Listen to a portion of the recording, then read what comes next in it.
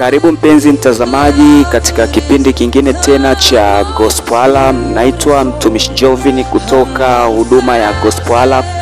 Leo ni siku nyingine ambayo nimekuletea somo zuri kabisa na kwenda kwa jina la nguvu ya kiutendaji. Nguvu ya kiutendaji. Fungua kile kitabu cha Matendo ya Mitume sura ya kwanza mstari wa 8. Matendo ya Mitume sura ya kwanza mstari wa 8.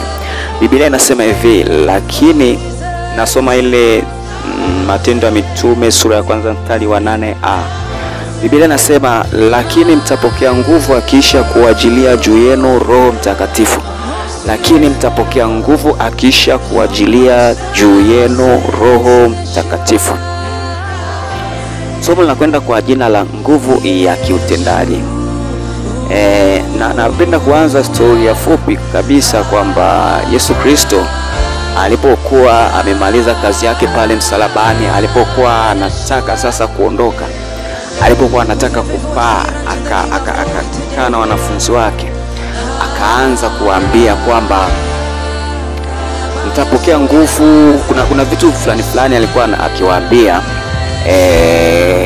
akawaambia kwamba mtapokea nguvu, Roho Mtakatifu akishakuja juu yenu kuna nguvu mtapokea, ambayo hiyo nguvu itawasaidia kuifanya kazi ya Mungu. Ukiangalia wale wanafunzi tayari walikuwa wamekwisha kukaa na Yesu Kristo muda mrefu sana, miaka zaidi ya 3 walikuwa wameshakaa na Yesu Kristo, wamemjifunza Yesu Kristo. Kwa hiyo walikuwa wana knowledge kuhusu Yesu Kristo, walikuwa wana idea ya kutosha kuhusu Injili, kwa sababu walikuwa wamekaa na master mwenyewe. Kwa hiyo wamejifunza vya kutosha, lakini hilo alikuwa tiketi ya wao kuanza kwenda kuifanya ile kazi. Haikuwa kwamba ni tiketi ya wao kuanza moja kwa moja. Yesu alijua kuna kitu ambacho wamepungukiwa, alijua kwamba kuna kitu wamemisi hapa. Hawa wakienda kufanya hii kazi bila hichi kitu ambacho ninawaambia hapa, hiyo kazi haitafanyika. Ndio sawa na watu wengine siku za leo wanafanya kazi zao, wanafanya huduma zao, wanafanya mambo yao mbalimbali, wanafanya biashara, wanafanya kazi maofisini, wanafanya vitu mbalimbali bila kuwa na hichi kitu ambacho Yesu Kristo aliona kwamba wanafunzi sio sahihi wakienda kuanza hii kazi bila kuwa na hichi kitu.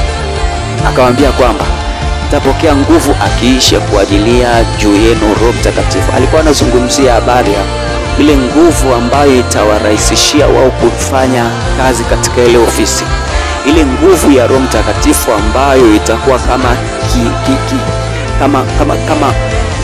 source of nguvu ya utendaji. Itakuwa kama nguvu ya utendaji. Watu wengi wanafanya vitu bila kuangalia nini kitu special ambacho wanatakiwa kuwa nacho.